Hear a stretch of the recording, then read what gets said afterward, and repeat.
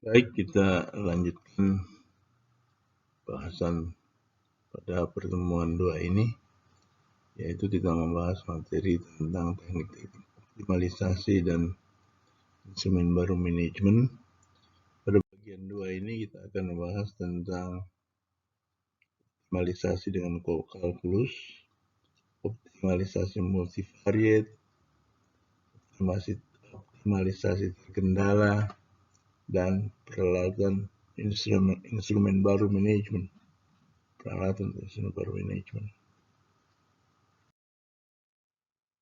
Optimalisasi dengan kalkulus, misalnya contohnya menentukan maksimum atau minimum dengan kalkulus. Misal persoalannya adalah cari sedemikian rupa sehingga dy per dx sama dengan 0. Selanjutnya cari turunan kedua. Jika turunan kedua lebih besar dari 0, maka x itu minimum. D kuadrat y per dx kuadrat lebih besar dari 0, maka x minimum. Tapi jika d kuadrat y per dx kuadrat kurang dari 0, maka dia akan merupakan titik maksimum. Untuk kasus, jika total revenue sama dengan 100 Q dikurang 10 Q kuadrat, berapa nilai Q agar TR maksimum? Maka kita cari turunan pertama, yaitu delta TR DTR per DQ. Berarti DTR per DQ itu sama dengan 100 kurang 20 Q. Atau 20 Q sama dengan 100 sehingga Q sama dengan 5. Apakah Q sama dengan 5 ini maksimum? Kita cari turunan keduanya tadi. Turunan keduanya itu adalah 100 kurang 20 Q. Maka itu sama dengan 100 kurang 20 Q, maka sama dengan turunan keduanya itu adalah 20 minus 20. Keduanya minus 20 kan. Minus 20 itu artinya turunan keduanya itu negatif. Karena turunan keduanya itu negatif, maka Q sama dengan 5 itu adalah titik maksimum. Coba Anda buktikan. Sekarang kita bahas tentang optimalisasi multivariate. Multivariate itu artinya banyak variabel. Optimalisasi dengan banyak variabel yaitu membuat turunan parsial sama dengan 0 dan menyelesaikan persamaan tersebut secara simultan. Jadi itu langkahnya membuat turunan parsial sama dengan 0, kemudian menyelesaikan persamaan tersebut secara simultan. Turunan parsial. Turunan di mana variabel bebas lainnya dianggap sebagai konstanta. Misalnya fungsi keuntungan adalah 80x kurang 2x kuadrat dikurang xy dikurang 3y kuadrat plus 100y. Maka turunan parsial terhadap x kita anggap konstan untuk yang tidak mengandung x. Yang tidak mengandung x ini ada 100y, ada 3y kuadrat. Jadi turunan parsial dv per dx itu sama dengan 80 dikurang 4x dikurang y. Dan turunan parsial terhadap y itu yang tidak mengandung y, kita anggap konstanta. Mana yang tidak mengandung y? 80x 2x kuadrat itu tidak mengandung y. Maka turunan parsialnya sama dengan dy per dx min x min 6y plus 100. Nah, kalau turunan parsialnya itu dibikin sama dengan 0, itu kan kita bisa itu y kurang 4x kurang 80 sama dengan 0. Nah, ini untuk menyelesaikan secara simultan, dua persamaan itu disusun ulang. Sehingga Y berhadapan dengan Y, X berhadapan dengan X, konstanta berhadapan dengan konstanta. Sehingga dengan melakukan operasional penjumlahan atau pengurangan, kita bisa temukan nilai X dan nilai Y-nya. Ini silakan saudara selesaikan. Optimalisasi terkendala, yaitu upaya memaksimumkan atau meminimumkan fungsi tujuan dengan memperhatikan kendala-kendala.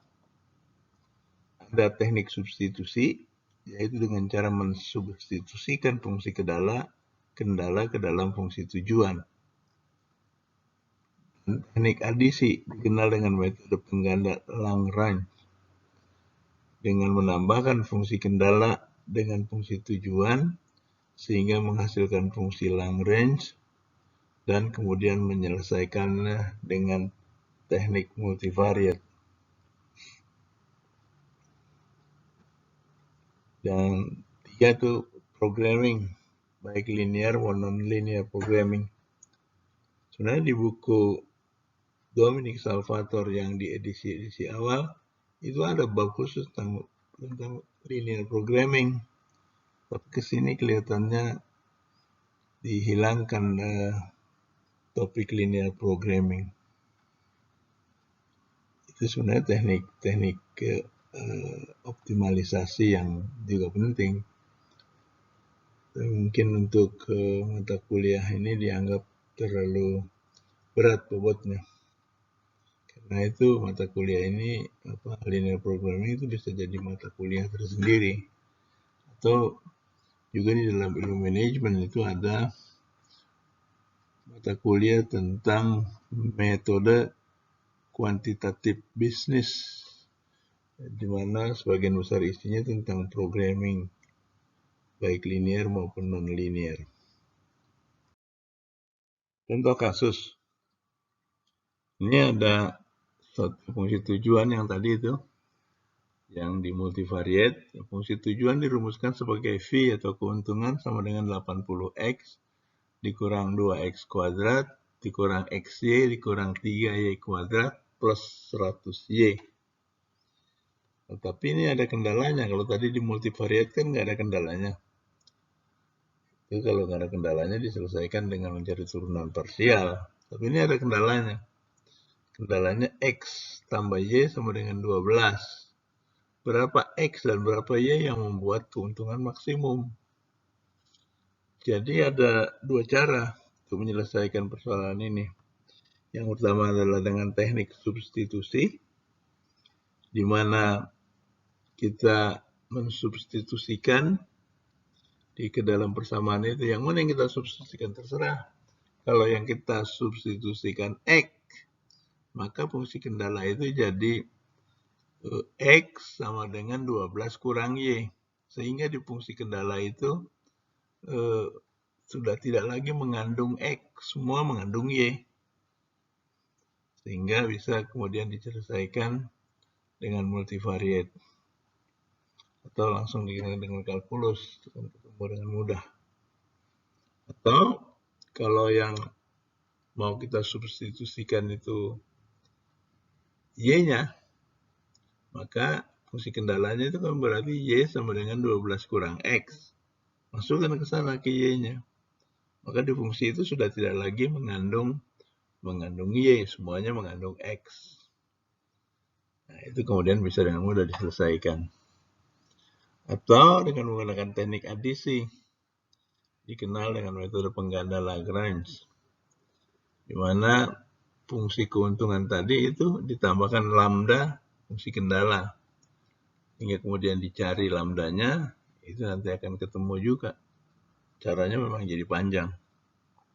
Tapi itulah teknik-teknik optimalisasi dengan kalkulus yang bisa kita selesaikan. Saya kira itu perlu latihan. Nanti kita bikin soal latihan lah supaya Anda bisa lebih memahami. Sini sebagai summary singkatan tadi kan dengan pertama adalah mencari nilai maksimum atau minimum, itu cari turunan pertamanya, kemudian turunan pertama dijadikan 0, ketemu nilainya, apakah itu maksimum atau minimum, kita cari turunan keduanya. Kalau turunan keduanya negatif, maka itu maksimum. Kalau turunan keduanya positif, itu minimum. Kemudian di multivariate analysis, itu kita lakukan dengan turunan parsial, yaitu dengan mencari turunan terhadap sesuatu yang mau kita cari. Tadi disitu karena persamaannya mengandung X dan juga Y, maka turunan parsialnya ada dua. Turunan parsial terhadap X dan turunan parsial terhadap Y. Kemudian cari turunan pertamanya, masing-masing d per dx, dv per dx dan dv per dy. Kemudian secara simultan itu bisa ditemukan nilai X dan Y-nya. Ini kita lakukan exercise seperti itulah di soal yang akan kita buat. Baik, kemudian soal instrumen baru manajemen.